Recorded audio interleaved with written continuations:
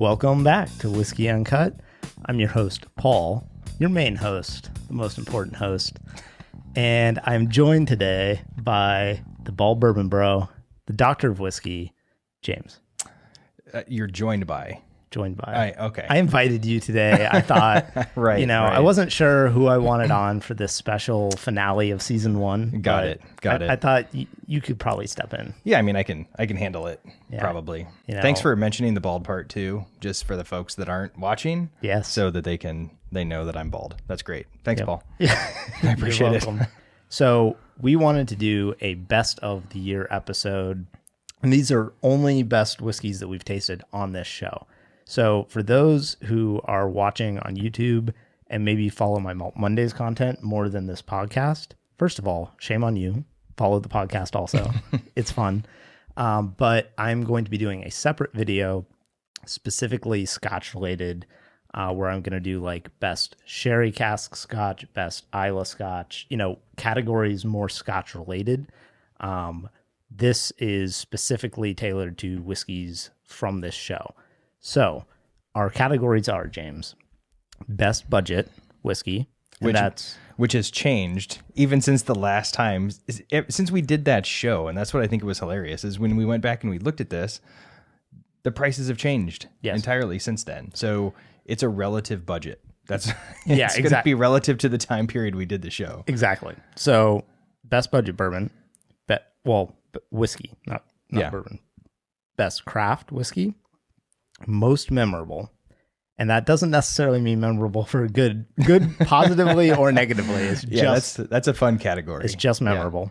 Best overall value, best international whiskey, and we decided international would be not from the two primary whiskey producing regions, which would be North America and Scotland, produce the most whiskey.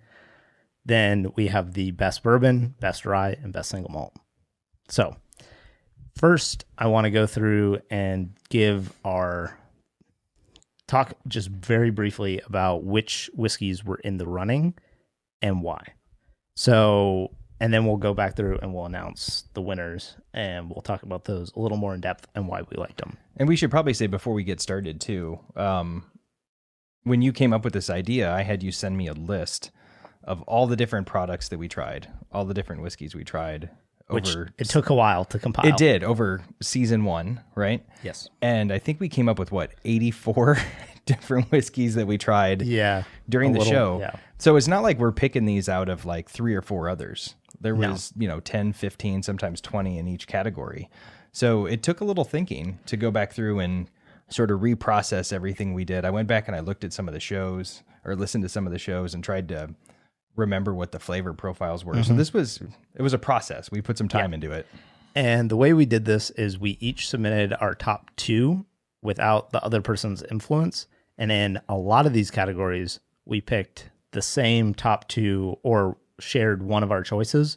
So some of these only have 3 nominees because of that. So the nominees are as follows. For best budget whiskey, we have the Bruichladdich Classic Lottie, the Nassif Family Reserve, and the Old Grandad 114. Nice little group. And we should say too that, the Classic Lottie is a budget for the Scotch category. Correct. So our criteria there was $40 or under if it was an American whiskey, $50 or under for Scotch. Now, the issue is the Nassif Family Reserve is no longer $40. No. It's like $55 Right, now. Yeah. When we had, I think when we tried that, we had the rep on, correct? Yes. And he told us that it was $40.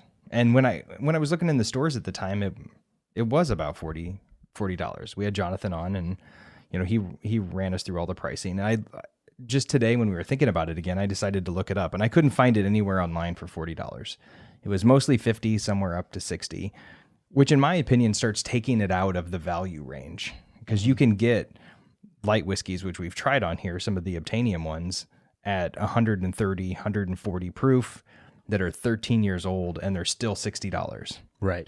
So yeah, the pricing on that had had changed a little bit since we did it. But that's what happens. People get a hold of it. They know that it's good. Of course, they listen to us. Everybody listens to us and hears that it's good and wants to go out and buy a bottle. And the prices change because people will pay for it. Or like in the instance of the Old Grandad 114, someone on a Facebook group said that it was being allocated. Ugh. Well, actually, they didn't even say that. They just sent a picture of an empty shelf. And I, in my infinite wisdom as a whiskey reviewer, someone who should be impervious to the sways of the secondary market as I rant against it all the time, I was like, I need one. And you didn't even send me a text and be like, hey, should I go get this? Because I would have told you there was no rush. If the shelf is empty somewhere, it must be amazing. People must be buying it all. Yeah. And the other thing about that too is people said that it was just going away. Right. So you sort of got this rumor that it was going to be allocated. Then you got this rumor that it was just not going to be made anymore. And then people saw that it was everywhere. So they went back to it being allocated. Now people are just like, well, okay, I bought 12 cases of it for no reason because you can find it everywhere. I saw it at Total Wine the other day. Yep. And that's the one with the big cork, if you don't remember. Oh, your favorite. See, we should have made a category for favorite cork. Oh, best cork pop. That's Paul's favorite cork pop, We'll get to that in season 2. We'll do the best cork pop. All right. And that's also Taylor Lauren's favorite. So if she was voting, we know what her pick would be. Now, the Bruichladdich Classic Lottie was brought up in this because it's 50% ABV, natural color, single malt, and it's using, Bruichladdich as a distillery is kind of a pseudo craft distillery where they're trying to bring some production back to Islay and stuff, and it's just a darn good single malt. It's a really classic flavor for scotch, for unpeated scotch. It's got a lot of those barley notes, a little bit of fruitiness, citrus, but it's just it's got good mouthfeel. At $50, it's a great price. Yeah, and I think we did that on our Young Whiskey podcast, right? We tried a couple. No, we did it on the budget versus top shelf bourbon. Oh, or top shelf scotch. All right, but I remember talking about it when we talked about the younger stuff. Yeah, because it's what, like 5 to 8 years. Yeah, I think. For that, the flavor you get out of it for being that young is super impressive. Yeah, it's just really clean. That's the first thing that I thought of when I tried it. Was it's just really clean. And the flavors are there. You can pick them up really easily. It's not overly grainy like you would expect from a younger malt whiskey. So I think it deserved to be in that category. Certainly out of your cheaper, quote unquote, cheaper or more affordable scotches, it's super high up on the list. I think my cousin Jake went and bought it because he heard about it on the show and he loved it. Well, I'm glad because I steered your cousin Jake wrong with the Woodford Double Oak, apparently. Yeah, he hates the Woodford Double Oak, but he really liked this one. All right, so I redeemed myself a little bit. You redeemed yourself a little bit on it. And honestly, like I have friends over all the time, and if we want to try something a little bit different, because I'm so used to just pouring them bourbon, that's one I'll get out, and universally people just really enjoy it. It's a crowd pleaser, I think, and it's affordable. Yep. So, best craft whiskey. We had the Westland Peated Single Malt, the Woodinville Rye Cask Strength, and the Watershed Bottled and Bond. Yeah, we know my love affair with the Watershed Bottled and Bond. So, and it's funny, I said on the show that was my favorite craft product. Mm-hmm. I went to Wisconsin over Thanksgiving. My gosh. And I went to J. Henry & Sons. Everyone's always in Wisconsin. Oh, it's so good. I went to J. Henry & Sons, and it had been probably about 3 years since I had a pour of their standard bourbon. Damn, it's good. Like, it's really, really tasty. And so now I'm sort of torn between Watershed and J. Henry. But we didn't try that on the podcast. But we didn't try J. Henry on the podcast. I'm trying to get them for season 2. Okay. I really want you to try their products. I think they're going to be great. But yeah, it's still right up there for me with the best craft products I've had. Yeah. Now, the Westland Peated Single Malt stood out to me as a great craft product because it was $60 or $70 for American single malt. So that's pretty in line with what you would expect to pay for Scotch for a Islay whiskey. Now, this is younger. I don't think there was an age statement on it. There's not, no. So I would guess it's like 3 to 5 years old ish. And as I said in the episode, I don't think it quite holds up in terms of pure quality to what you could buy for the equivalent price from Scotch. But it has some unique flavors going on that you're not getting with any Scotch because of the types of barrels that they're using, the types of barley that they're using. They're using several different types of barley, and it's a good product. And I think too, I haven't tried a ton of American single malts or American malt whiskeys, but to me, that's one of the better ones I've had, which right away, I think means that it deserves to be in this category. And then finally, for the best craft category, we had the Woodinville Rye Cask Strength. Oh, I like that bottle. I really, really like that bottle. It had that appley note that the regular rye had, but it upped it a little bit, brought in some extra spice. Just a really good bottle of rye. And for the price point, Woodinville does a good job on all their price points. But, I mean, you can't go wrong for a cask strength rye. Yep. Now, for most memorable, Oh, so yeah. we went, there were three different reasonings behind the three nominees. So the nominees for most memorable whiskey are the 27-year-old light whiskey. Which, I mean, come on. It's a 27-year-old light whiskey. At We drank 158 proof. Yeah, it was like 158 something proof. That's going to be a memorable experience. Yeah. Plus, it was super tasty anyway. So, Yes. Yeah. Now, the next nominee was Lagavulin 8-year-old. Which I amazingly love. I don't understand it. Every time we come over here, I look at that bottle and I want to drink more of it. Yep. And after the show last time, when we were talking about this, I poured some more and I was like, damn, I still like it. I don't want to like it because it's Lagavulin, but I really, really like it. And you, as the bald bourbon bro, are not supposed to like I'm not supposed to like it. Scotch. No. And so for me, that's what made it so memorable is I was not expecting to like it nearly as much as I do. And it's to the point now where if I see it, I'm going to buy it. And rounding out the most memorable category. Oh, this is a great one. I mean, I feel like people might be able to guess, but it has to be the one distilled from a still found in a river. I forgot. I always forget about ladies that and part. they didn't use a recipe. No. The Defiant single malt. The Defiant single malt. By It's so far, bad. the worst product that we tried. And sorry to the folks at Defiant. If you can prove us wrong, send us some stuff to prove us wrong. But yeah, it just, that's really bad. It was bad. So, but it is defiant. I'll give them that. It is defiant. It does not follow tradition. yeah. So, oh man, I can't with that whiskey. I know. Now, in the best value category, this didn't have any particular price point, and it wasn't limited to any style of whiskey. This was just whiskeys that we thought were good value in their own category relative to everything else. And so the nominees for best value whiskey are the Obtainium light whiskey, which, 13, 14 years, 130, 140 proof, $60. Yeah. No brainer. Yep. The New Riff single barrel rye. Probably out of my, I think that was my favorite out of the New Riff. I think you preferred the standard rye, correct? Just slightly. Yeah. I really think they do a fantastic rye, and the single barrel is outstanding. I personally would go to the standard rye more often just because it's a little more approachable for someone who's not predominantly a rye drinker.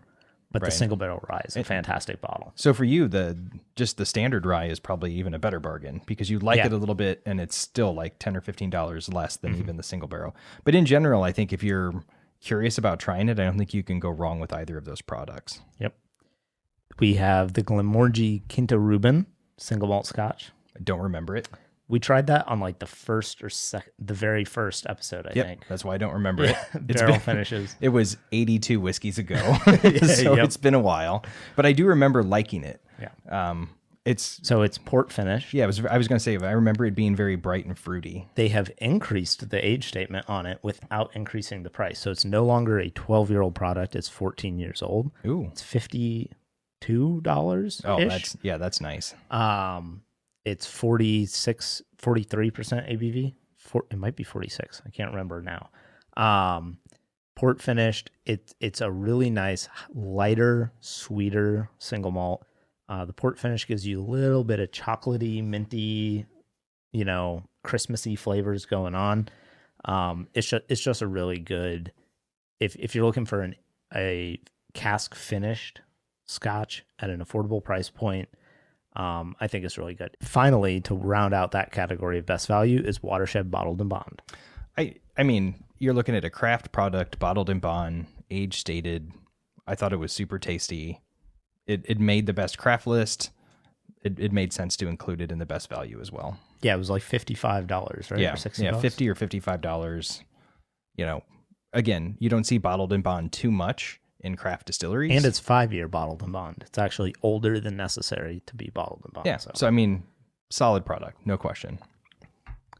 Now, the next category, Best International, we had Green Spot, Irish whiskey. Which I think we agree is heavier and more complex than the Yellow Spot. I think we've proved that on the show multiple times now that that's the case. So it's definitely a bigger one out of the spots. Oh my gosh. But I did literally steam coming out of my ears right now. I can't. But I do like that we both included it. Yeah. So regardless of what, how we feel like it is on the palate, it's a really good whiskey and we both put it in there. Yep. We had the Kavalan Fino, which is the gold label. It's aged in Fino sherry casks, which we both thought tasted, it's a little bit odd. Yes. Super almondy, nutty, almost kind of like, to me, reminded me a little bit of like grappa type flavors, like licorice kind of anise. I don't know. It's an odd whiskey.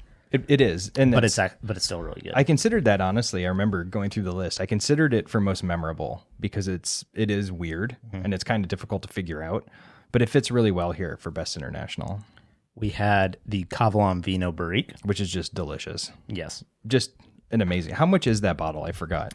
At the distillery, I think it's $150. Okay. US. If you try and buy it here, you're probably paying like $300. Okay. I thought I remember looking it up at one point and I saw it for like $253 range. Just an outstanding bottle though. I loved everything about it. Cast strength, single barrel. Yeah. Around 6 years old. But it's really good. And then finally, Redbreast 12-year-old cast strength.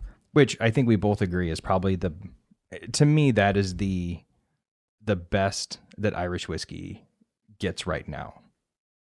That's a bold statement, James. Can you name another Irish whiskey that's better than that? Redbreast 21. But it's not. I don't know. I've tried them side by side. 27.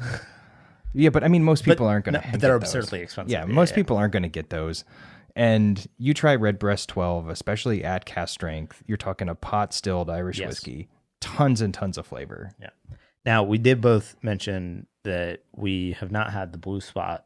No, and I really want to do that. Which I do think is higher proof. So we'll have to do that for season 2. Now, going into Best Bourbon, we have the Bardstown Discovery number 2. My favorite Bardstown Discovery. No question. I've tried, I guess, all but 6. I think 6 just came out. 2 and I think 3 were my favorite. We didn't have 3 though to be on the show. We had 2 on the show, so that was my pick. We have Watershed Bottled and Bond again. It just keeps popping up. And I didn't want it to, but the more I looked at the list, I was like, it's still one of my favorite pours from the show. Like, I really enjoyed it. It was fun having Ann on talking about the products, but that is a bottle that I go back to a lot of times at night, and I have a lot of bottles on the shelf. A lot of times at night. I like it. It's a warming kind of wintry pour. The way you said that made it sound like, anytime I'm having trouble sleeping, I'll just wake up, go for a midnight snack. I go cuddle my bottle of Watershed Bottled and Bond. Watershed Bottled and Bond. Yeah. A lot. You might need help, James. I don't drink for breakfast like you do, Paul. I drink primarily at night. That's fair. So, I like to go. So yeah, I like to go outside at night. I usually go outside at like 1 or 2 in the morning, and I just sit outside and I like to have a little bit of pour. Okay. Yeah, that's fine. We also had the Watershed 6-year-old, which I think we both really enjoyed. Yeah. That's the one that was finished in the Nocino barrels. Was it? I think so. Yeah. Okay. We'll have to double check that. Yeah, I tried one of their ones that was finished in the Nocino barrels. Yeah, but I think that was a different one that she gave us. I don't think the 6-year. Oh, this one is the one that's finished in the apple brandy. Yeah. So both the standard Watershed bourbon, the 4-year. Their standard one is a blend. Is finished, but does have some of the apple brandy barrels, and the 6-year does also. Right. Yeah. And that was my favorite of the Watersheds. Yes. Yeah. But it's real close between that and the Bottled and Bond for me, anyway. Now, we also had Woodford Very Fine Rare, and that, as anyone who listened will know, is clearly my choice. That is 100% your choice, yes. And it's not that I think it's a bad bourbon. It's just that you think it's a bad bourbon. as you said, when I mentioned it on the list, you're like, oh, Paul, no. I know. It's not, okay, here's my thing. I don't think it's a horrible bourbon, but I think it's a horrible idea. If you're going to release a product with that much age on it, at least bump up the proof. Don't do it over oaked and underproofed, because that is like that's the worst thing that you can do in a release, especially if you're going to charge $130 for Maybe it. they were trying to cut the oakiness with some water. No, I think they were trying to spread out the bottles for more money is probably what they were trying to do, which I totally get. But you can't tell me when you try that. There's no way that I believe that Woodford went in there and were like, you know what? This is best at 90. Like we need to add right some water at 90. to this. Yeah, I don't believe it. I don't believe it. So I just get annoyed with the product in general, and then you toss on the $130 price tag, and I don't know. It's memorable for a bad reason for me. Yeah. Now I had to put it as my choice on there because it was one of my favorite bourbons that we tried. But as I said when we watched the episode, I totally get why people would not like it, because it is very oaky. It's very leathery, musty. It's right on that edge of being over oaked, where I kind of like that in bourbon sometimes. And so not all the time, but I do like having it as an option to go to every now and then. But I totally get why a lot of bourbon drinkers are not going to like it. So anyway.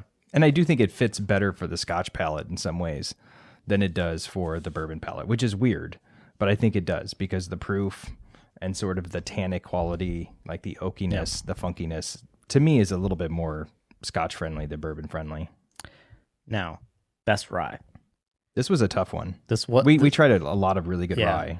Now the problem that's the problem is, compared to the bourbons, we tried several really incredible ryes. Yeah, that are just impossible to get, which makes it maybe frustrating if we give it the award. But we had to go with the best overall. Yep. So I think we had the Lock, Stock, and Barrel 20-year-old, which was, in my opinion, not quite as good as the Lock, Stock, and Barrel 18, which is also on the list. So we have dueling Lock, Stock, and Barrels on here. Yep, for best rye. But both, if you can find them, are, in my opinion, worth the money.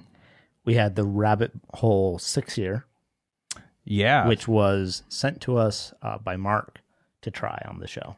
Yeah, and he loved that bottle. So he really wanted us to try it. This was, I think, after his clothing incident, right? So Mark is a super fan because not only is he having clothing incidents, he's also giving us products to try on here. Yep. So it was good. And really good rye in terms of a younger rye. It's right at that 6-year point. I loved it. It's good. Yep. And that's the Boxer Grail, I think is what it's actually called. If you're going to look it up, I think it's called Rabbit Hole Boxer Grail. And then finally the New Riff Single Barrel Rye. Yep. Which we already talked about, but very good bottle. And I would say that was real tough between that and the Woodinville Rye Cask Strength for us, of like which one we wanted to have on there.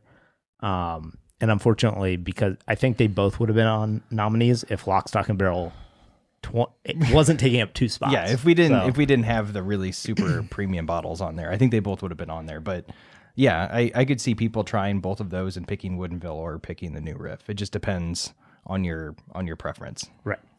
Finally, the best single malt, we had the Westland Guyana, which I really liked. I visited there. I tried most of their standard lineup. That was one they sent us that was a little bit more of a limited release. Really, really good. Different profile, not something you're used to drinking. Yep. And it should be mentioned, like the Kavalan Vino Barrique is technically single malt, and so it could have gone into this category. But because we felt that the international category was so limited, we didn't try very many international whiskeys. We tried not to double them down into other categories that had a lot more to pick from. Right, because certainly we could have had Japanese on there too. But right, yeah. Those got thrown into the international. So we also had Lagavulin 8-year-old, which reappearing. Yep. Solid bottle. Which I think makes a lot of sense because it was your most memorable. It's a good bottle, natural color, higher 48% ABV, age stated, reasonable price. It's like $65. Yeah, I think it's a crowd pleaser. So yeah. We had the Bruichladdich Isla Barley, which was in our young whiskey episode. Yes. And that's the one that's finished in, partially aged in sweet wine barrels. Yeah, I remember really liking it, which is why I put it down in the category, but I'd have to try it again to reflect on tasting notes, but I remember it standing out of that lineup. Yep. And then we had the Balvenie Tun 1509. Which is just ridiculous, right? Yeah, I mean, it's the equivalent of bringing like Booker's Rye onto the show and putting it in the rye category. I guess we should announce winner, and then we can grab stuff to taste. Sure. Because otherwise it's going to be a little...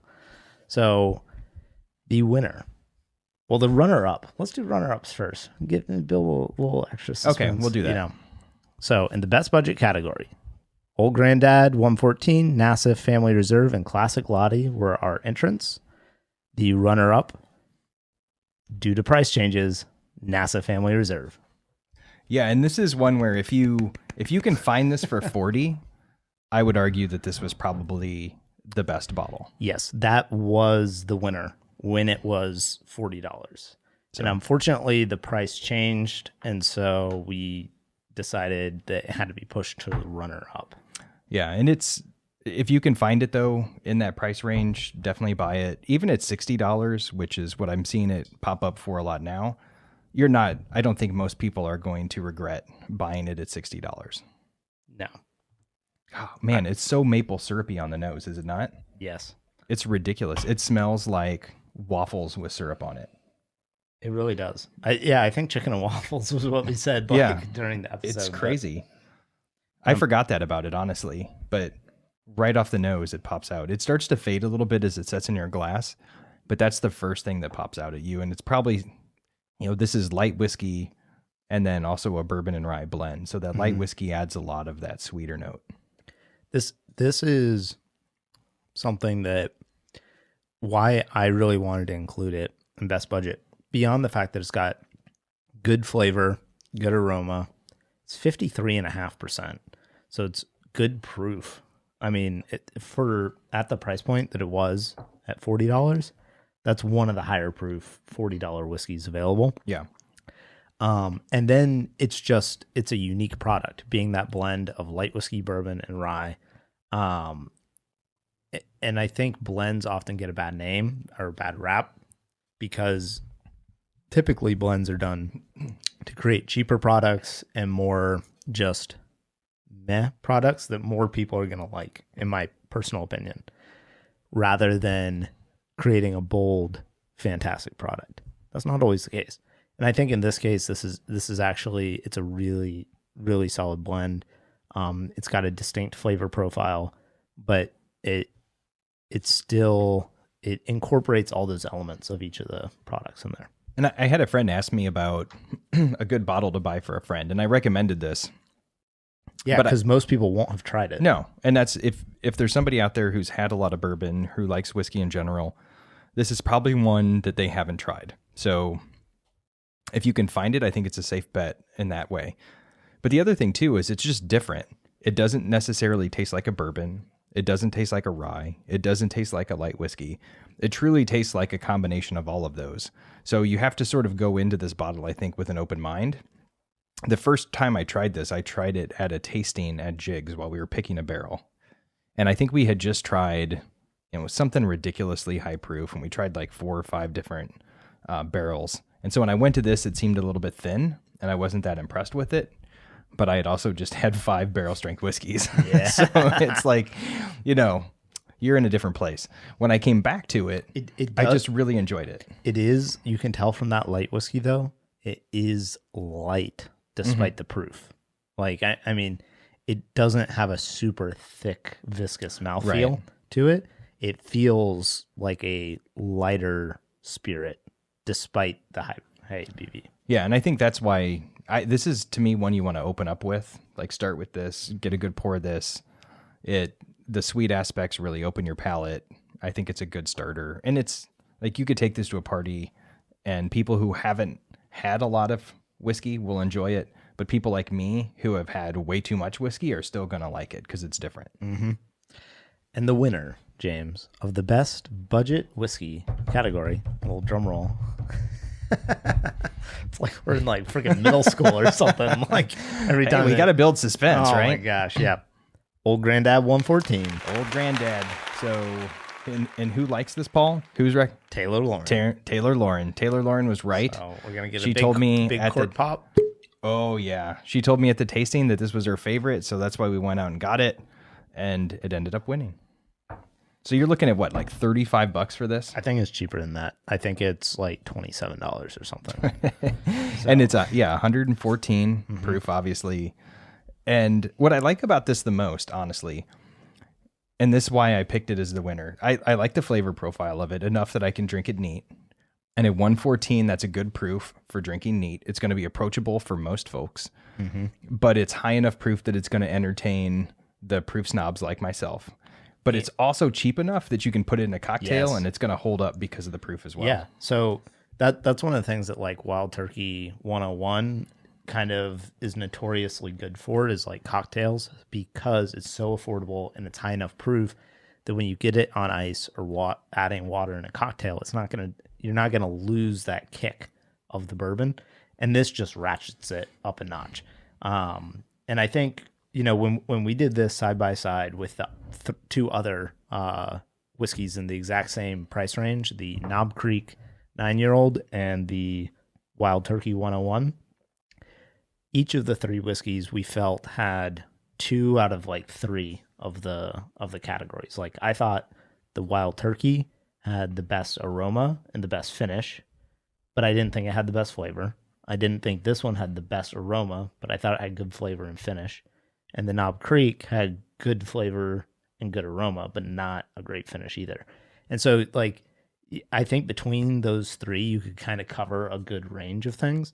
But this stood out as still being only slightly more expensive than the Wild Turkey, but you get more alcohol. You get the big cork. And let's be honest. Big cork. What's more important than a big cork? And I think you hit on something important there, too. In this budget category, you're not going to find a perfect spirit. Like, everything is going to have some flaw. There's no question. But I think the flaws on this are minimal, and the upside and the flexibility of it are just really nice. It's a nice combination. It just tastes so good for $25. I will say this though, if you are going out and you're looking for a super complex bottle, it's not going to be that. This is bourbon. It's just bourbon. And I say that too about Old Ezra 7, which at some point or another I got to bring on the show. My buddy got taken for a bottle of Old Ezra 7 for like $50 or something. Yeah. But it's the same thing. It's bourbon. Like, if you like bourbon, you're probably going to like it. If you can handle the high proof, you're going to like it. And it goes great in a cocktail. So for me, it was a no-brainer for top choice. So Taylor Lauren, you are correct. Yep. You are correct. So, I needed to get some like little awards made. We should send, the people making Old Granddad a little award that says Whiskey Uncut award to you best. I'm sure they'll put it right up on the on Facebook. They might put it in the distillery. We can try it. Center. Let's try it. See what they do. We should actually, and we will do this for season 2, because like for the best craft whiskey, I wanted to have them come on the show, like call in, if whoever wins it. And so we can be like, hey, like we award you the best. Yeah, let's do that for sure. Because we are the definitive word in the whiskey industry. I mean, we're always right. Yeah. So, absolutely. So, Old Granddad 114, and we'll leave that up there as our first winner. It makes more sense to put it over here. So hopefully that's fine. Now, going into the best craft whiskey. Again, the contestants were Woodinville Rye Cask Strength, Westland Peated Single Malt, and Watershed Bottled and Bond. Guess what I chose, Paul? Watershed Bottled and Bond. That's what I chose. Yeah. So our winner is the Watershed Bottled and Bond, 5 years old, 100 proof because it's in a bonded warehouse.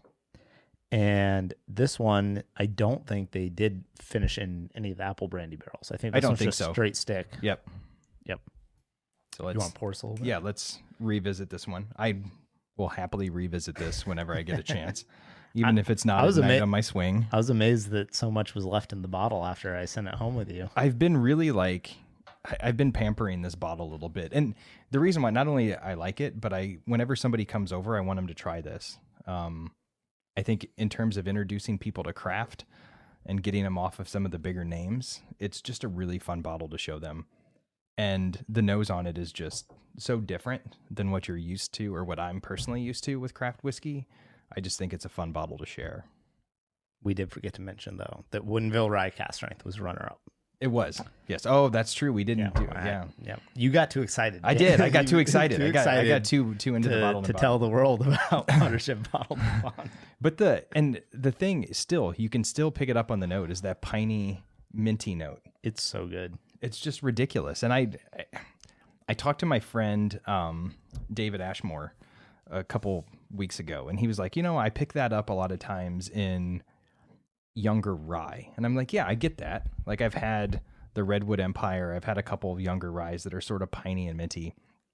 I don't pick it up in bourbons too often. And so that note to me is super unique. It sets it apart. You add the sweetness to it. It's a really well-balanced pour. Yeah. No, I think this is a really excellent bottle, especially at the price point that it sits at. I think there's a lot of mediocre bourbon in the $40 to $60 price range. And I say that, and it's getting worse because prices are shifting. I was at the store yesterday, and Four Roses, the standard Four Roses, is $30 now. Is that the yellow label or the small batch? Yeah, the yellow label. Oh, man. Well, it's not yellow label anymore, but yeah. The equivalent.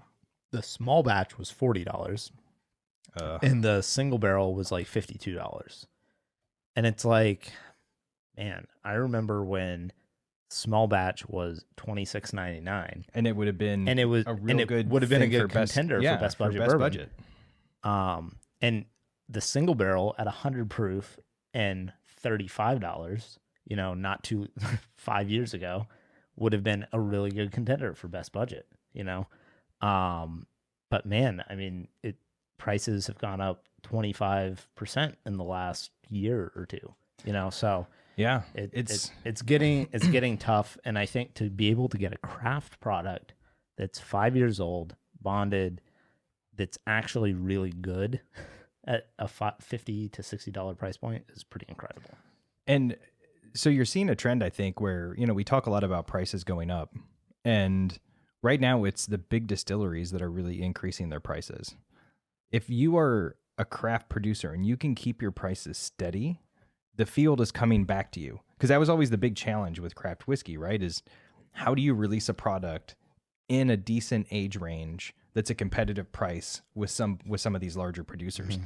But because of the quote unquote scarcity, and because of how much people are willing to pay, in some ways these bigger distilleries are starting to come back to the field a little bit. And that, I think, really makes these an even better buy then. Oh, man. It's just interesting. I like this at least twice as well, James. We're also bringing back all of our favorite sayings from the first season. Yeah. I like this at least twice as well as any other $50 bourbon that I've got. Yeah, easy. This was an easy pick for me, that, for best craft. Yeah. I do want to put it head to head though with some of the J. Henry stuff. I want to have a heavyweight duel on here. Well, we'll do coming that up, so we got to do that. Now, on to the most memorable whiskeys. Can we skip one of these? Do we have to try that one? No, we don't. Okay. The entrants were the 27-year-old light whiskey, the Defiant single malt, and Lagavulin 8-year-old. And the runner-up was 27-year-old light whiskey. And the only reason it was a runner-up, let's be honest, is because nobody's going to find it. Exactly. It's just not available. We got lucky that Jonathan came on and allowed us to have a sample of that. I bought a bottle of it, but it's still not at the proof that we tried it on the show. So it's just hard to put that as first when nobody that listens to us is going to be able to find it. Yes. And that was another reason why we pretty much had to throw most of the good Japanese whiskey out of the international category. Yeah. Because it's just you can't get it. Even if you wanted to pay for it, you just can't get it. No. So the winner of the most memorable was... Are we going to do this every time? Are you just going to drum on the table every single time now? The Lagavulin 8-year-old. Yeah, I think we both enjoyed this. For me, like I said, it really jumped out because I wasn't expecting to like it as much as I did. It has that sort of pear, stone fruit, minerally aspect to it. Yep. That I really enjoyed. Just, for me, by far the most memorable pour that I had over the year, just because of how shocked I was that I liked it as much as I did. Now, I do contend, however, that it is less memorable than Defiant single malt. Yeah, I guess it depends on how you define memorable. I personally want to forget Defiant. Right, but you can't. But I James, can't. but You're you right, can't. but I can't. But I still have... One day when you're old and gray, you'll be thinking, man, that Defiant single malt was real bad. But okay, so here's a good question. Do you remember specifics about bad whiskeys? No. I don't either. But I remember they make a much stronger impression on me than any good whiskey. But I don't had, remember the I notes. think. Like the first time I tried Cleveland whiskey, which is still the worst whiskey I've ever had. We need to do a head to head with Cleveland and Defiant. Okay.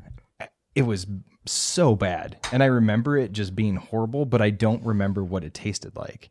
The good ones, though, that are memorable, like Lagavulin 8, I remember the tasting notes, and so that's why I put it first. Well, I remember what I said about Defiant single malt. That's that it tasted like ass. So we can get into the intricacies of that tasting note if you want. But yes, generally I would agree. now this is the thing about peated whiskey. You can just smell it across the table when somebody pours some, and it's amazing. But this doesn't jump out. This is not peated like Lafroig is peated. It's not as stinky. No, it's very light, and it balances so well with the fruity, more floral notes of the whiskey that I just think it's extremely well balanced. And that's always my problem with Islay whiskeys that are heavily peated, is I don't get anything but peat. I can get everything through the peat on this, and that's why it's just such a good pour to me. You get a lot of the vanilla notes, the pear notes. There's almost like a minerality to it that you talk about with wine that I get in this as well. It's just a really good pour. And every time I try it, I honestly like it a little bit more than I did the time before. And if there's ever going to be anything that converts me over to Islay Scotch, it's going to be this bottle. Yeah. And I think it's really cool. Diageo, as a multi-billion-dollar conglomerate company that owns a bunch of Scotch distilleries and typically puts out a lot of, like, the standard Lagavulin 16 is very over produced. You know, it's 43% colored, chill filtered. It's really nice to see them put out something that is 48% ABV, natural color. Even though it doesn't say it on the label, it's obvious because it's clear. Yeah. And it's actually really, you're used to whiskey being darker, and everybody always looks at it and says, oh, look how it's beautiful, it's pretty.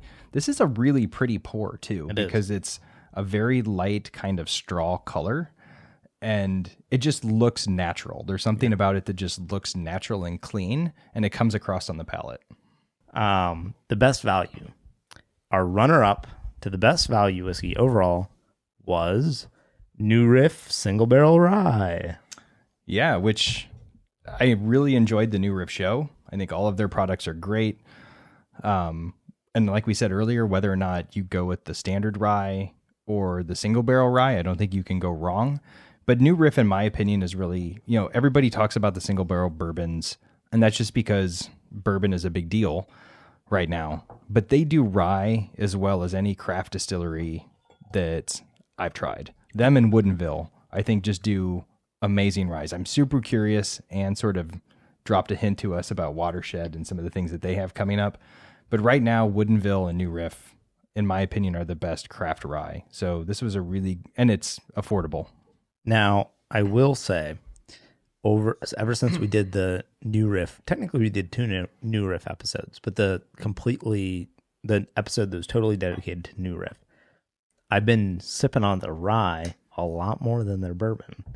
And I noticed last time I was digging through my bottles down there that I seem to have been left with a lot of bottles of their bourbon, and all the bottles of the rye have mysteriously disappeared. I wonder where they went. James, it's like somehow every time you're over here for an episode, another bottle of New Riff rye just disappears, just walks away. This is right in my wheelhouse for a rye. It's very minty, and so the sweet aspects of the rye come through as mint, as like sweet mint gum. And then you get a little bit of the spice on the back with just a little bit of wood.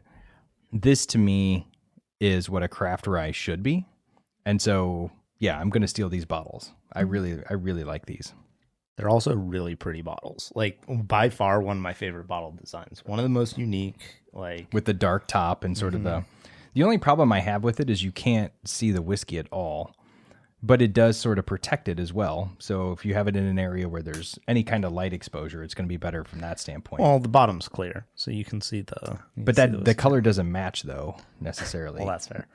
But just like the embossed, it's a good they do a good job with it.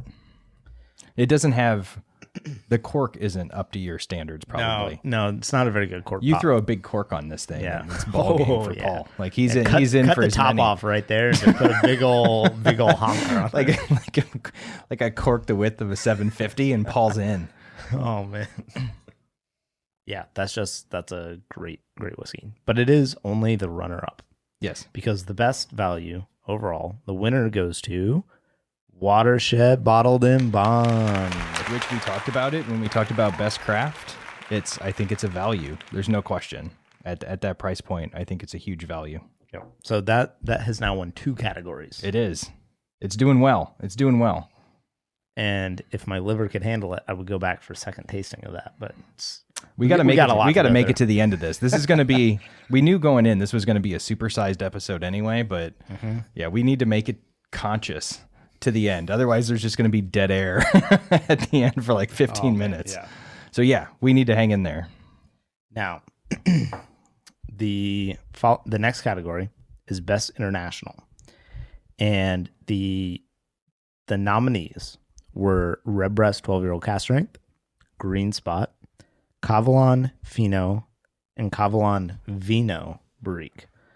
So the winner of Best International Whiskey. Don't you want to go 2? Oh, runner up. Oh, there we go. Right. Runner up. I'm here to remind you. That's fine. Redbreast 12-year-old cask strength. Can't go wrong, folks. If you see this, if you're looking for something that's a little bit higher end, you like Irish whiskey, you're going to like this. This is usually what, like $100?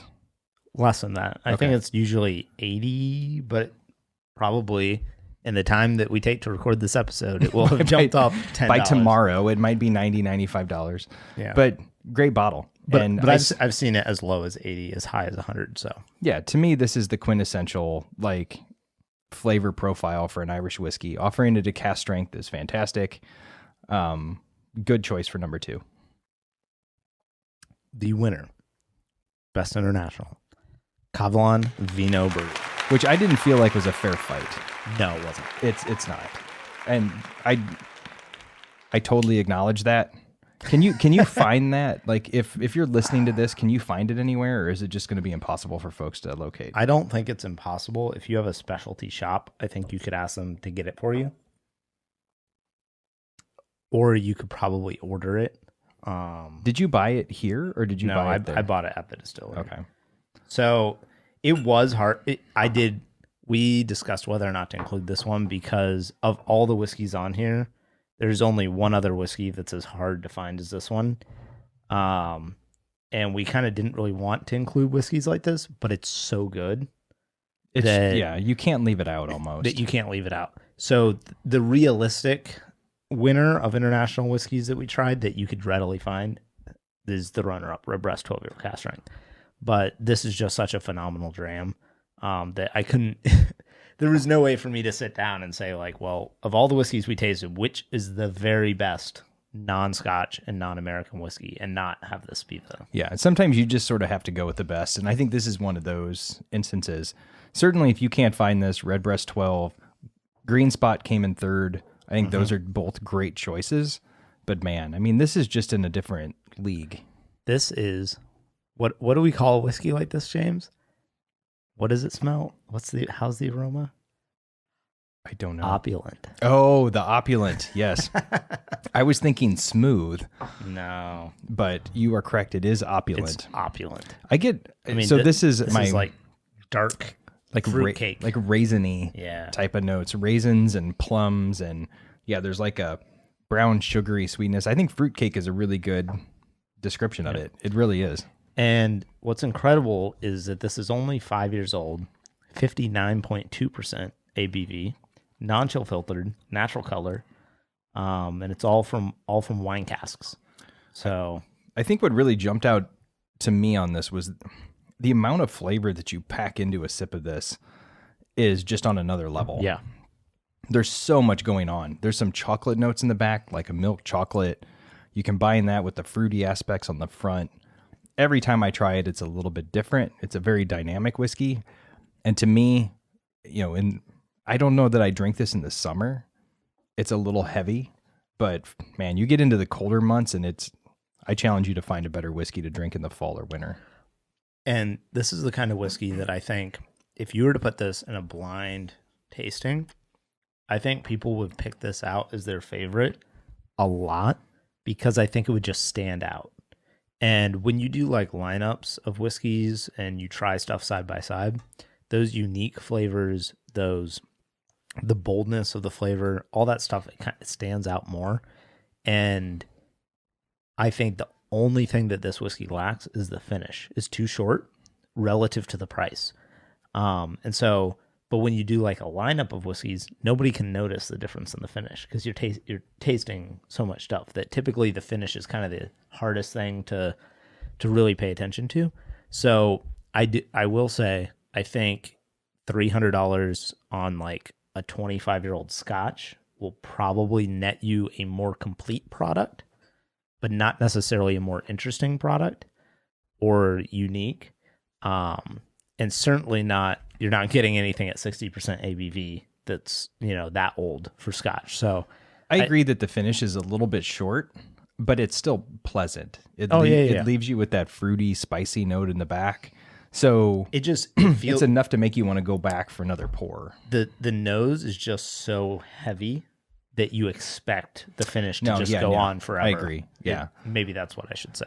And you try whiskey first through the nose. Like the first judgment I always make your eyes is nose. I don't even care about color because I don't trust color anyway. I really go by nose. This has an amazing aroma to it. It really does. It's deep. It's complex. It prepares you for what's coming. And I think the palate holds up to it, but it would be hard because it's just such a phenomenal nose. And for those of you that are proofists like James, it's solid. It's high proof. So it's got a lot of heat to it. If you want to hold it in your mouth, it's got some spice, some punch. I don't think it doesn't drink super high proof though. It's pretty smooth. For 60% ABV. It's pretty smooth. Yeah. Okay. Yeah. It's very approachable. I'll go with that. But that is the winner for Best International.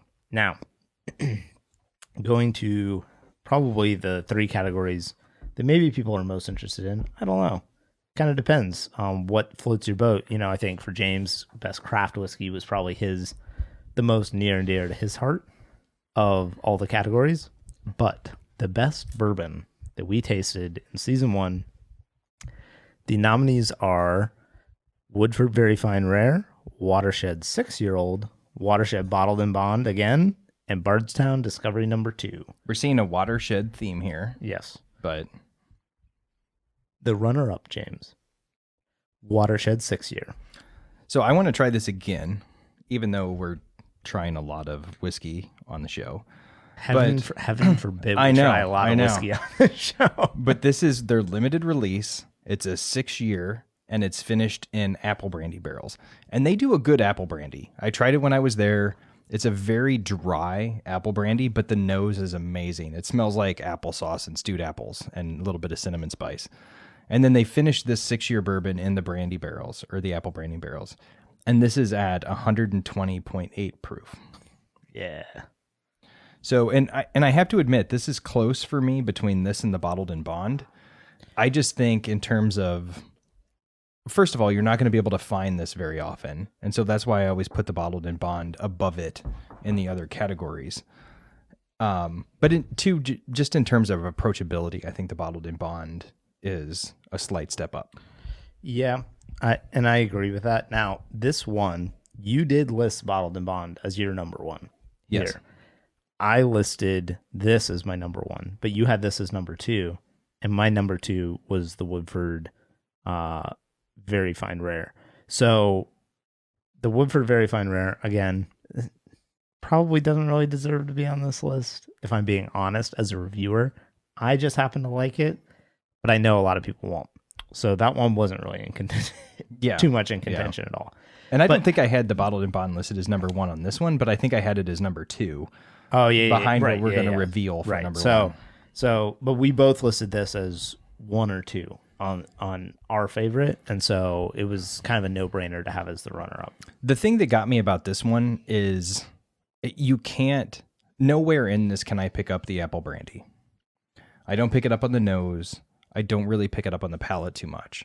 And that's what I think sort of was the swaying thing between this and the bottled in bond for me, because the idea of having an apple brandy finished bourbon where you can taste the apple brandy, I think is super interesting. And I just can't pick it out enough. Which is really odd, because when we asked the blender, what was her name? Anne. When we asked Anne from the distillery about it, I think she said it's finished in the apple brandy barrel for like 2 years or something. It is, but this is also, I think, their older recipe. So I just don't understand how it's that long in that cask without picking up more influence. But I reviewed the Glen Moray 25-year-old on my channel earlier this year, and I said it tasted like it spent like 2 hours in a port cask. Just barely. Yeah, and somebody reached out to me, and I don't know if they're right, but they said it spent 2 years in a port cask. And I'm like, I don't see how that's possible, because the port influence is so incredibly subtle. But sometimes that's the way it is. It depends on a lot of different things. I think, first of all, if I remember correctly, I would have to ask Anne again, but I think this is their older recipe. Okay. And so it's like a 5 grain. And I remember trying it compared to their current recipe, and it's just a heavier bourbon. There's a lot more deeper, earthy profile to it. And that's why I liked this slightly more than the bottled in bond. But I think it does that the heavier, earthier notes of this mash bill, in my opinion, mask the apple brandy just a bit. And so it's hard to pick up the apple brandy through it. And this is, it's still spending a lot of time in oak too. So you got the heavy notes from the bourbon itself, plus you got the oak aging. I think then by the time it gets in the apple brandy barrel, it's not picking up as much. And as we've talked about before, not every finished barrel is the same. It depends on how much liquid is in there, how much has been extracted out. So it's hard to say. Yeah. Now, here's how I would really, now that I've tried these, not exactly back to back, but in the same day, twice now, I would say, really, if you're curious between them, if you can find the 6-year, I think that's probably go ahead and buy it, because it's harder to find. But it costs like $30 more, right? Wasn't this one like $90? I think it's close to 100, yeah. Yeah. So I don't think it justifies the price difference over the bottled in bond. That's what I would say. I think it's a more refined whiskey, and I think it's got a little more complexity. Like a lot of the flavors have mellowed into more sophisticated flavors, maybe. But I think the Bottled and Bond has a little more of that character to it. And at the price that it sits at, I don't think the 6-year quite justifies a $40, almost double the price. I don't think it justifies double the price. I mean, I think I've said on here a lot that I like bright, which is why whiskey. It's not our best value. Right. I think there's a lot of, I've said on here numerous times, I like whiskey that I would categorize as bright or lively. And I think the Bottled and Bond is brighter and it's livelier. But this is still pretty bright. It is, but there's a heaviness to it that's just, you get more leathery notes, like almost like cigar-y notes from this than you do from the Bottled and Bond. And so it's just getting a little bit further away from my preferred profile. But no question, it's a really good product. And when I went with my friend Chad to the distillery, this is the one he preferred. So I think it's going to be 50-50 when you give people this and the Bottled and Bond, which one they go for. Yep. But this was not the winner, James. This was only the runner-up. So we got to take it off the table and replace it with the Bardstown Discovery number 2. Yeah, so this is one that I picked up when I was traveling. I was going through Kentucky. I stopped at the Bardstown Bourbon Company. I tried all of their different products. The only one that I didn't get to try was number 2. And then you schmoozed the guy behind the bar, slipped him a hundo. I did. I was like... You palmed that hundo. Well, and I didn't know until after I bought it that he is the one who chose this blend. So we talked about this a little bit. That's what I would say if I was the bartender there. I'd be like, dude, go pick mine. Yeah, go buy mine. By the way, there's only one of these left. I'm the guy. I'm the guy that made it. Let me hook you up. I did this. Before you tip me, let me hook you up with a super special bottle. But he let me try it at the bar, and I immediately fell in love with it. And I was like, is there any of this left? Because there wasn't any on the shelf anywhere. And he was like, I have one bottle in the back. It's signed, and somebody didn't pick it up, and it's been there for like a week or two, so it's yours. And when I was checking out, the person who checked me out looked at it and said, to me, this is the best thing we've ever put in a bottle. And at this time, they were on release 4, I think. Since then, they've obviously released a couple more, but this was always one to me that really stood out. Now, talk about cork pops. First of all, oh, that's a good cork pop. Well, you like this because this has the heavy stopper. It's got the heavy metal gold cork, which when you close it, you get that satisfying click. Yeah. So those of you out there, if you're making product and you want to impress Paul, you know how to do it. Well, big cork. You fall for bottles. You like attractive bottles, big corks, and heavy stoppers. Here's the thing, James. I appreciate a complete package. I like the experience to be from beginning to end. And when you say like the first thing you experience with a whiskey is the aroma, I disagree. I think the first thing you experience with a whiskey is the packaging. And I think packaging matters, whether or not whiskey people want to admit it or not. While the packaging does not influence my perception of the quality of a spirit, I would rather have nice packaging than crappy, cheap packaging. Yeah, so, I think it depends on how you experience the bourbon too, right? If you're at a bar, packaging probably doesn't matter as much. No. If you're buying it, it matters. But if you're gifting it, it matters a lot. It does. And this is a really attractive bottle. Like they do a good job. Yeah. With their bottles here. And I'll say when gifting it, it matters a lot because I've recommended bottles to like people have asked me for recommendations for like Christmas or birthdays or Father's Day, whatever. And I've given them recommendations based on what that person drinks.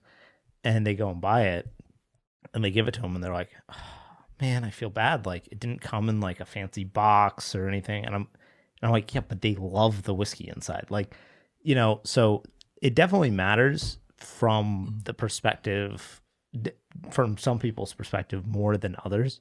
But I just enjoy it as an overall experience. I like certain bottles. They feel nicer to hold, to pop the cork, to pour. I don't know. It's a complete experience. It doesn't change the quality of the whiskey. But I forgot too. I should say you really like boxes. Yeah, well, I just if like it comes in a box. Okay. you really enjoy it. But here's the thing: as an engineer, I here we go. really like product design, and this is getting really nerdy right now. And here's the thing: the materials used, like for the cork top, and the way the balance in your hand. All right, I'll stop. But let's talk about Bardstown Discovery number 2. So painful, the engineering stuff here.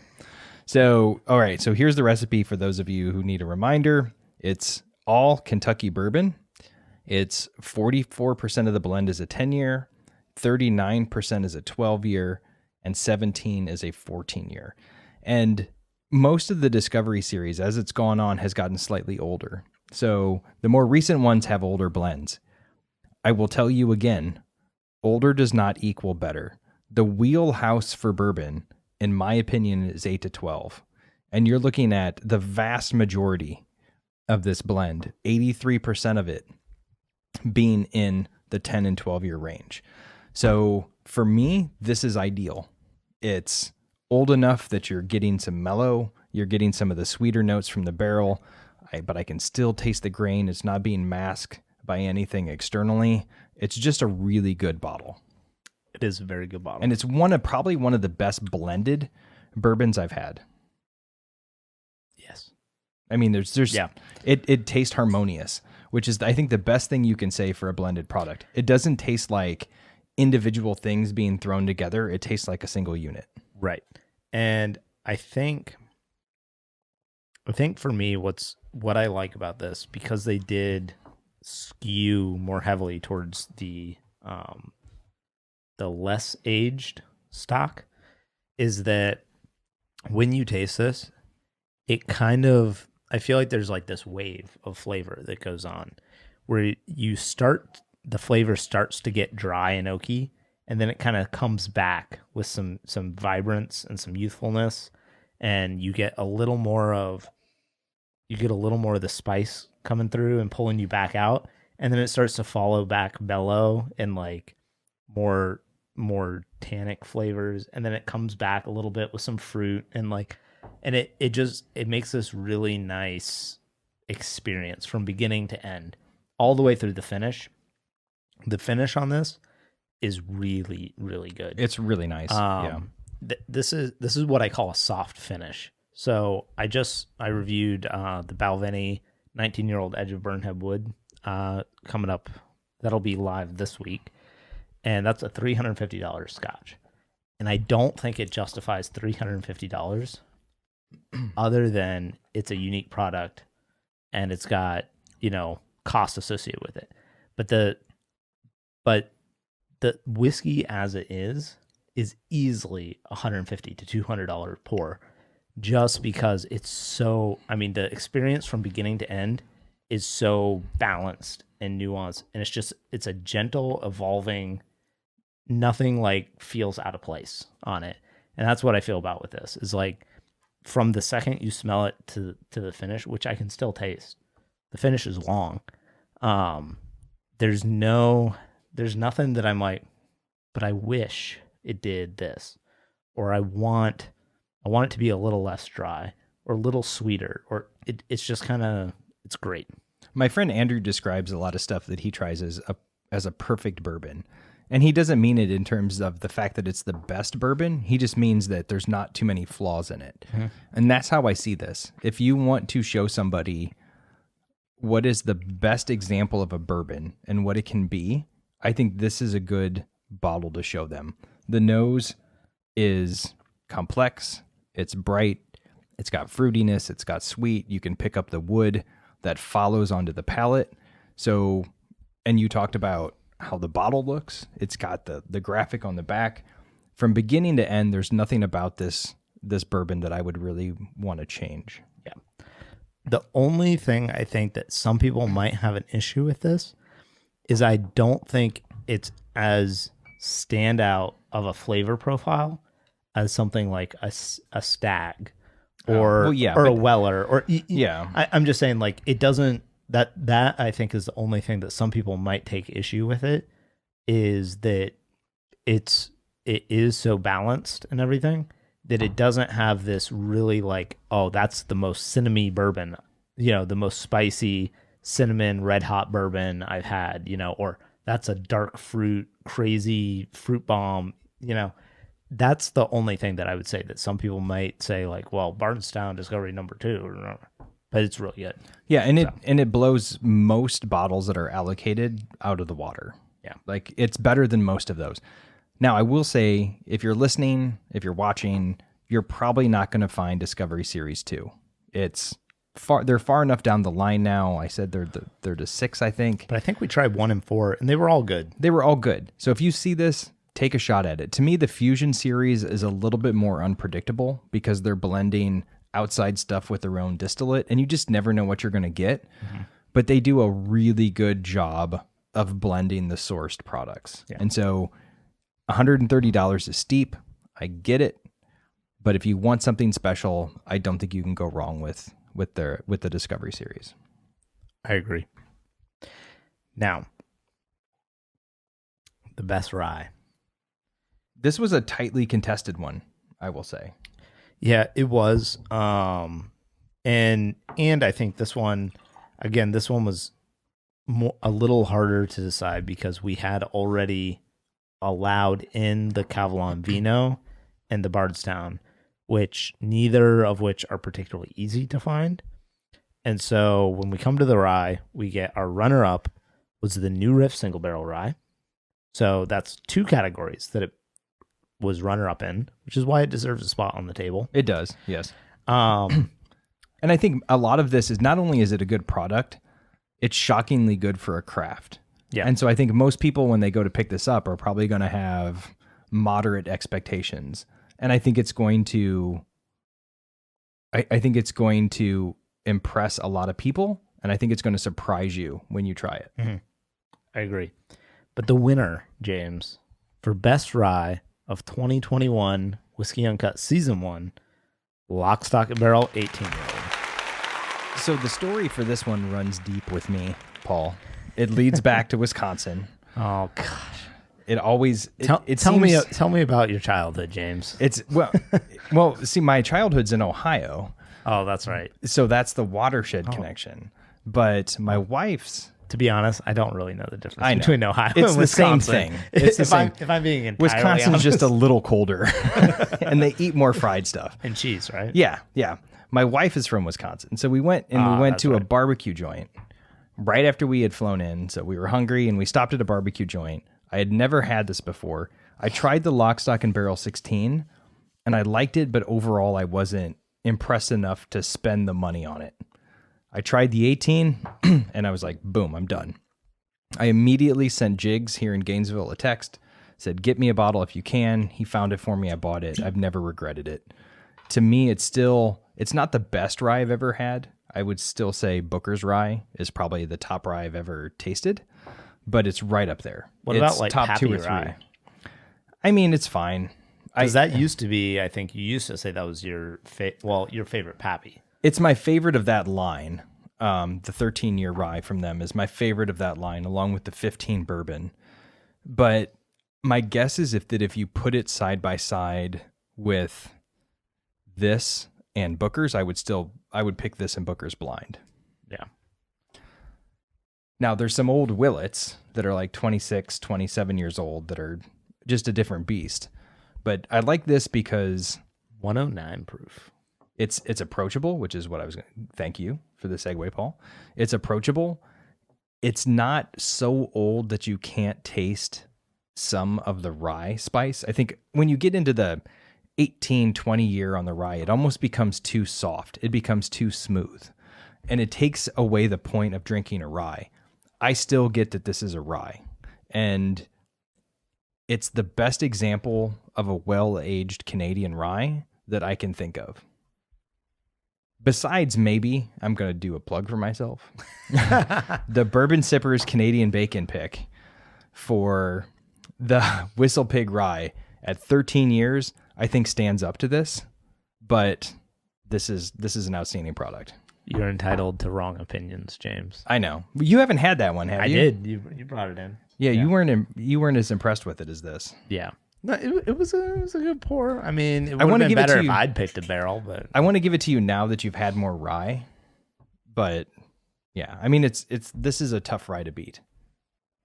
This just smells amazing. It's caramely. It's funky. And it's got a sexy bottle. It does.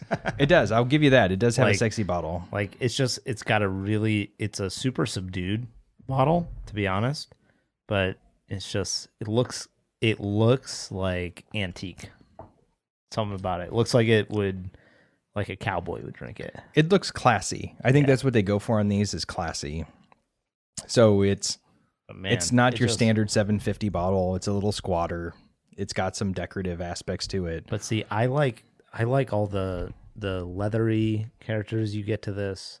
You do get the oak, but it's not overpowering because you have that rye. The rye is robust enough that you're not over oaked at this age. No, and there's no question that this is a rye. When you get into really old rye, the spicy starts to fade, and you get a lot more of a profile, in my opinion, that matches more closely with bourbon because you get so much barrel note. This is still very much a rye. There's no question about it. And what I think made this stand out in comparison to the Lock, Stock, and Barrel 20, which, by the way, the Lock, Stock, and Barrel 20 is over $100 more than the Lock, Stock, and Barrel 18. But this is sweeter. I think it's a more complex whiskey. The 20 is super dry. Dries out your palate immediately. This does not do that. This can't imagine has more fruit too. Yeah.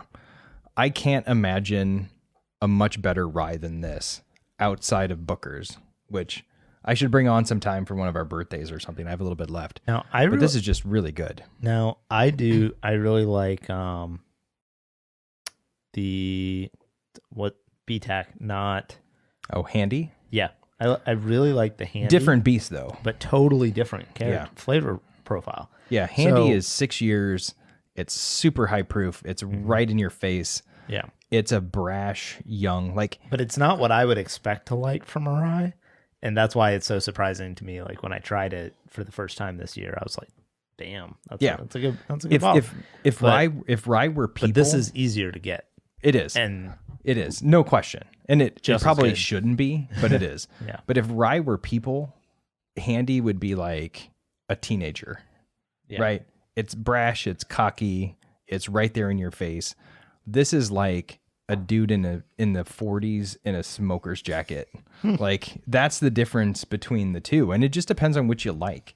I personally prefer Handy over even like Sazerac 18 a lot of times. Oh, this is just so tasty. This, I'm going to say, except for the Kavalan, even maybe more than the Kavalan, this is my favorite bottle on the table right now. I think it's right up there. And it's rye whiskey. Yeah, I think it's right up there with the Kavalan. It is so good. Like, if you're listening to this and you see Lock, Stock, and Barrel 18, it's like soft. Buy it. It is like soft, even though it's 100 and something proof. What was it? 109. I think it's 120. I think it was 109. It's tiny. You probably can't read it. I can because I'm old. Can you see it? 109 proof. 109. Yeah. Okay. But like it just has this velvety, silky finish to it. Just so much good. Like fruity sweetness to it. You can't go wrong with this. So I think at the time I bought this, it was probably the most expensive bottle I bought. It was like $190, $180, somewhere in there. But I never regretted it, ever. I will happily pay that much money for this again if I see it. I think Jigs has another one. I'm going to buy it. Not if I get to it first. It's just a phenomenal bottle. Maybe we buy that one. We split that one. And I can yoink the remainder of this. Absolutely. I think this is a bottle too. And that's a good point. This is a bottle that needs to be shared. I don't go to this and pour by myself. I always pour this with friends. I poured it for celebrations. It's just to me a special bottle in terms of not only that it's rare, but just in the fact that it's so flavorful and it's so different and so unique.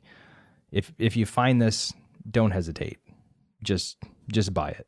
I mean, yeah. I think this is, and this is Paul, who doesn't really like rye. Yeah. So it's phenomenal.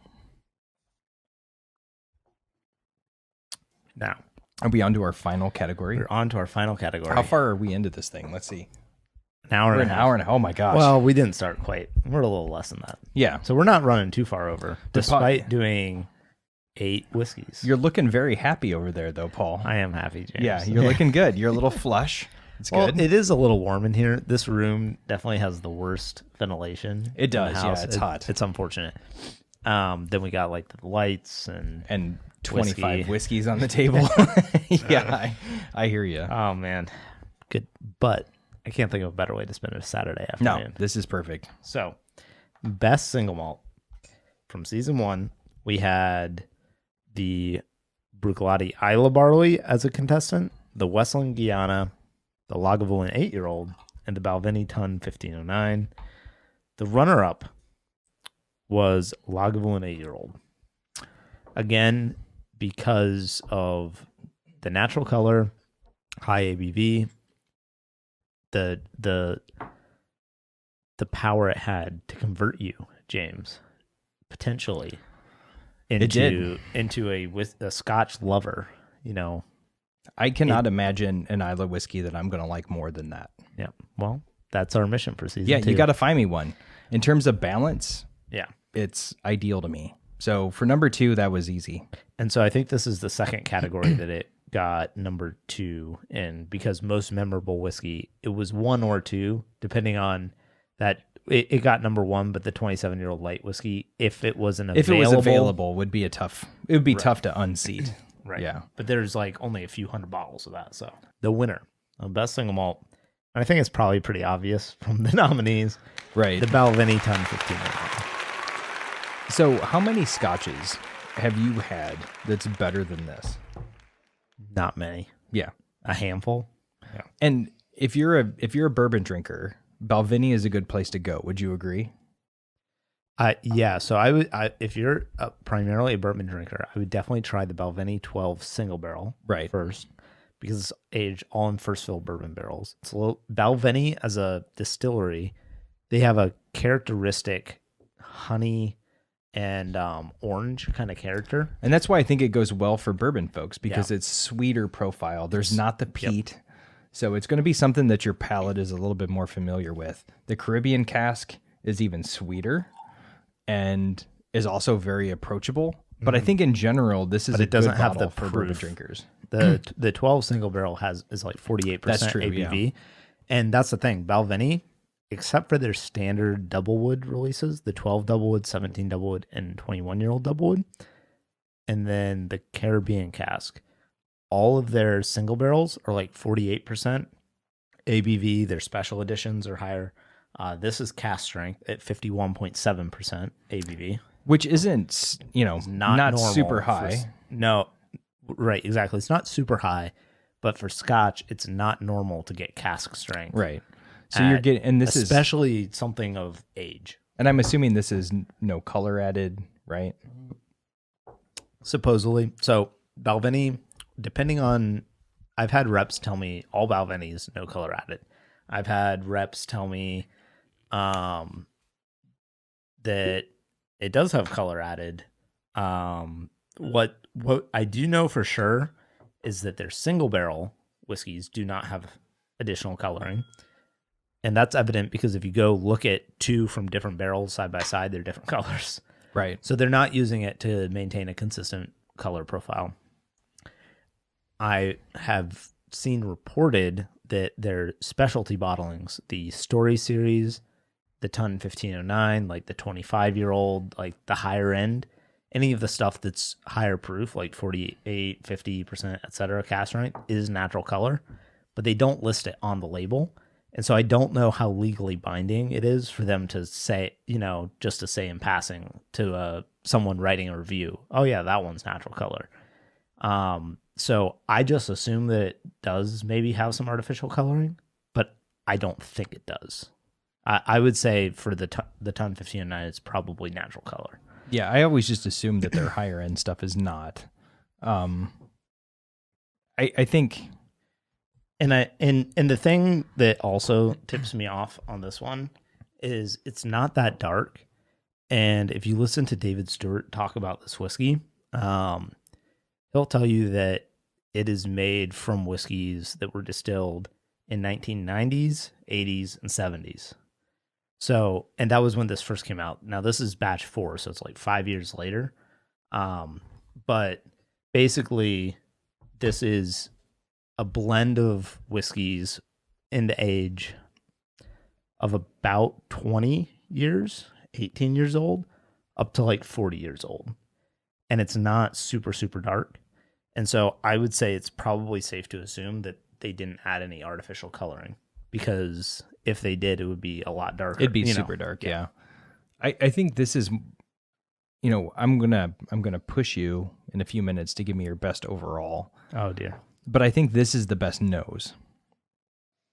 I agree. It's just so rich. There's dark raisins, there's dried fruit, there's a little bit of a gingery note almost to it. Yep. That's just phenomenal. And this is some ex-bourbon barrels, some sherry casks. And you can smell the sherry. Right. Some are going to be first fill, some are going to be second fill, depending on the age. I mean, there's like 50 different barrels used in this, I think.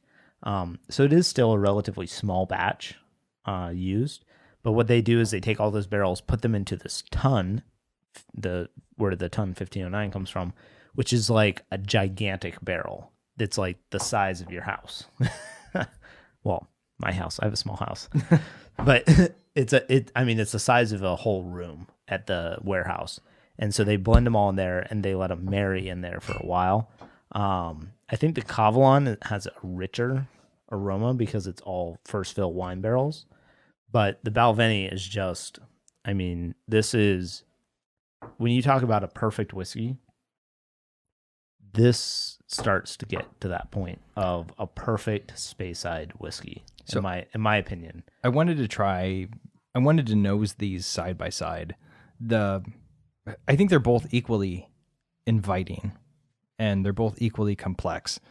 The Kavalan has a little bit more of a smoky note to the backbone of it, whereas I think the Balvenie is straight up dried fruit, like dried fruit and honey. To me, it's a better nose, but I could see somebody going for the Kavalan because the Kavalan is almost a little more bold on the nose. But man, if you're nosing a Scotch, this is just outstanding. Yeah. It's out of everything we've tried, and I don't, me and Scotch, this is a standout. There's no question. I think this is actually, it's tough to follow up the lock, stock, and barrel with this because I think the aroma is more restrained than the lock, stock, and barrel. It is, yeah. And I think 8 whiskeys in, my nose gets a little more blown out, in terms of my ability to smell. But the flavors here and the finish, it is just like, it is a silky, velvety whiskey that just, the proof is there, so it doesn't feel thin at all. It coats your mouth. There's really just perfect flavors going on. Now, if you want a sherry bomb, I don't think this is a true sherry bomb of whiskey. It's not, no, I agree. You can pick it up. There's no question. There's a nutty fruitiness to it. This is not as heavily sherried as like a Macallan 18-year-old, which is all sherry cask, or Balvenie 15-year-old single barrel, which is all sherry cask. But what this is it tastes to me like maybe 50-50 ex-bourbon sherry casks. I think it's a little heavier towards the ex-bourbon, but it's just kind of an amazing expression of what single malt Scotch, unpeated single malt Scotch can be. And I think refined and elegant. Yeah, there you go. James is hiccuping. Yep, I'm officially to the point where hiccups have started. But I think refined and elegant are the two words that I would really describe this whiskey as. It's not the most boldly flavored Scotch I've ever had. It's not the most incredibly sherried Scotch, but it is just, in my opinion, almost without flaw. This is a hell of a lineup, folks. Yep. Like, there's any price range, any category. Yeah. This is just about as good as it gets. Yeah. So for season 1, we did it right. Yeah, I think so. So. And yeah, because I mean, the Granddad's at about $25. We got $50, $70, $50, $300, $130. Yeah. Right? For the Bardstown. 180 and 350. So we're all over the map in terms of price. I think this was a pretty good representation of what, and we agreed on a fair amount of these. So I think this is a good representation of what we had this year. Yeah. And the thing is that, I want people to remember is like, there is absolutely no world in which if you offered me Grandad 114, I'd be like, too good for that. Like, no, not at all. Call me when the Balvenie 10-1509's on, on deck. Like, that's the cool thing to me about whiskey is when you're a real enthusiast, you can appreciate everything when it has its place. Oh dear, is that the infinity glass? It is. I didn't put any of the ton in it though because I knew you would be really mad at me. But everything else is the infinity. Oh dear. Oh my gosh. That can't possibly taste good. Does it have Lagavulin in there? Holy crap, it's actually pretty good. No, it's not. You should try that. Does it have Lagavulin in it? It does. And this has Grandad, Bottled and Bond, Lagavulin, New Riff, Kavalan, the Bardstown Discovery, and Lock, Stock, and Barrel. The Lock, Stock, and Barrel. There's a lot in there. I know. It's our special holiday pour at the end. That's not as bad as I thought it was. No, it's not bad. It's not bad at all. It's actually kind of okay. It's kind of scotch heavy for some reason or another, but it's good. Well, let's be honest. There's some Lagavulin in there, which is pretty potent. Yeah. Yeah, that's actually... tastes a little weird. It tastes weird, but it's not bad. So, happy holidays. And I really want to thank everybody for listening. I've walked around Gainesville and people have come up to me and commented on the podcast, and we appreciate every single one of you listening and participating, especially those who support us on Patreon. If you want to read off those names. I do. So, at the virtual tasting tier, we have Corn Cake, Brandon, and Taylor supporting us. We have our producers, Dan and Lorraine. We have our super fan, Mark Solomon. Of course. We've got, at the Raise the Glass level, Dana and Jacob. So we'll give them a little toast. Little cheers. Thank you, guys. And then we have our Jonathan, Harrison, Rhea, and Greg, all at the Bourbon Bro and Malt Mate level. So we want to thank all of you guys for supporting us throughout the season. It really means a lot to us that you're willing to support us financially, and also to all the craft, the guys that sent us bottles and came on the show. Yeah, that was amazing. Woodinville, everybody that joined us, New Riff. We did not let that influence our opinion. Most of this was stuff we already had and knew that we liked at some point. Some of it was new, but just, full disclosure, like the Watershed was sent to us. The New Riff was sent to us. We did not purchase those with our own money for the purposes of these particular bottles, but we have bought them with our own money in the past. So I feel very comfortable in saying that didn't influence our opinion on those bottles, and that we can fully stand behind our opinions there. Yeah, and I'm excited for our season 2. I think I have some people lined up to come on. Obviously there's always new releases and things for us to talk about. Mm-hmm. So I'm really looking forward to it. I think season 1 was, it was kind of a learning process, especially for me, because I've never been on a podcast before, but it's been great. Like, this is, time that you and I can spend together and try whiskey, which is to me what whiskey is about. It's about sharing it with somebody and talking about it. Well, and that's what I told you from the beginning was, even if no one listens, James, we'll still be getting together and drink some whiskey and talk about it, which is something we would want to do more anyway. Right, yeah. So anyway, there will be probably maybe a couple formatting things that we change for season 2 we're going to talk about, but that should be starting sometime in January. So we're going to take a few weeks, take a break, because we're going to be on traveling for the holidays and stuff anyway. So happy holidays to everyone who's listening. Merry Christmas, Happy New Year's, all of that jazz. go drink some more whiskey, people.